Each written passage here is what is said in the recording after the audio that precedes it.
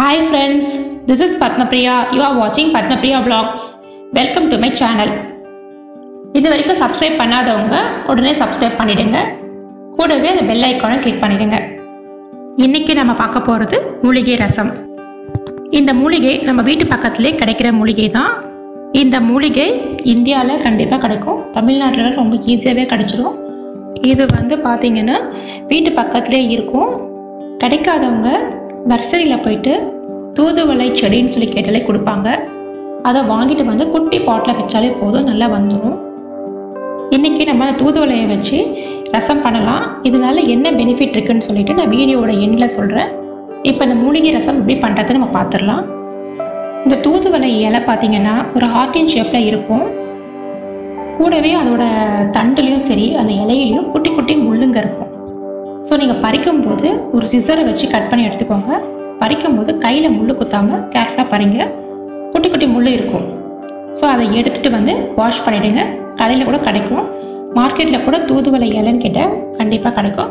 தூதுவளை ரசம் வைக்கிறதுக்கு தேவையான பொருள் பார்த்தீங்கன்னா 15 to 20 இலைங்க எடுத்துக்கோங்க.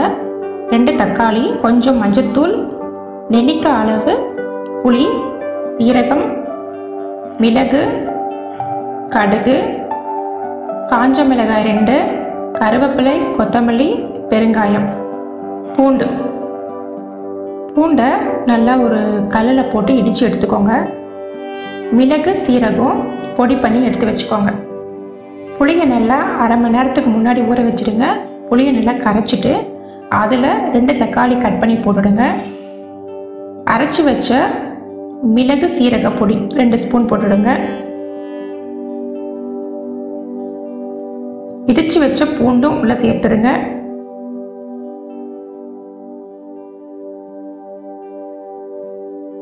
மஞ்சத்தூள் 1/4 ஸ்பூன், கொத்தமல்லி இலை சிறிதளவு, எல்லாத்தையும் உள்ள போட்டு புளி தண்ணியில் போட்டு எல்லாத்தையும் கரைச்சிடுங்க. தக்காளி பழமாக இருந்ததுன்னா கரைக்கிறதுக்கு ரொம்ப ஈஸியாக இருக்கும்.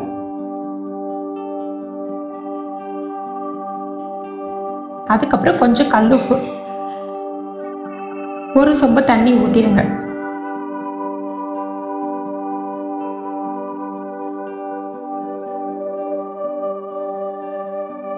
வானிலையை காய வச்சுட்டு கொஞ்சமாக எண்ணெய் விட்டுட்டு அதில் கடுகு பொரிஞ்ச உடனே கருவேப்பிலை ஒரு கொத்து போதும், பெருங்காயம் கட்டி பெருங்காயத்தை உடச்சி வச்சுக்கோங்க, அதில் 2 சேர்த்துருங்க. 2 காஞ்ச மிளகாய் சேர்த்துருங்க. நல்லா வதக்கி விட்டுருங்க.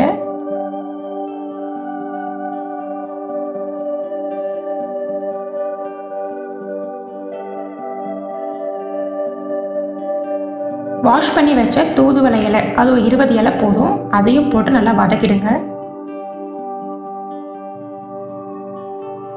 அந்த எண்ணெயில தூதுவளை இலை அப்படியே சுருண்டும், புதினா இலை மாதிரி அப்படியே சுருண்டு வந்துடும்.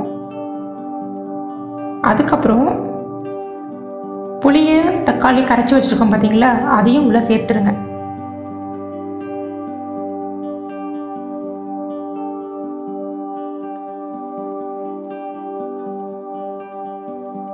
சேர்த்துட்டு ரொம்ப கொதிக்க விடாதீங்க. கொதிக்கிறதுக்கு முன்னாடி இந்த மாதிரி ஒரு பபிள்ஸ் மாதிரி வரும், இந்த மாதிரி ஃபார்ம் ஆகும். அப்படியே கொதிச்சு வரும். கொதிக்கிறதுக்கு முன்னாடி அப்படியே ஆஃப் பண்ணிட்டு சர்வ் பண்ண வேண்டியதுதான்.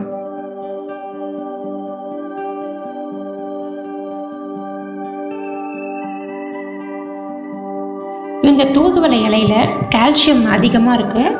இது மூலிகையிலேயே சிறந்த மூலிகைன்னு எல்லாராலையும் சொல்லியிருக்கு. இது நான் சொல்லலை, தமிழ்நாட்டோட குறிப்புகளில் அந்த மூலிகை மருத்துவத்தில் இது ஒரு குறிப்பாகவே சொல்லியிருக்காங்க. இது யாருக்கெல்லாம் வீசிங் ப்ராப்ளம் இருக்கோ, ஆஸ்துமா ப்ராப்ளம் இருக்கிறவங்க, சளி இரும்பல்னால கஷ்டப்படுறவங்க, அவங்களுக்கு ஒரு சிறந்த நிவாரணி.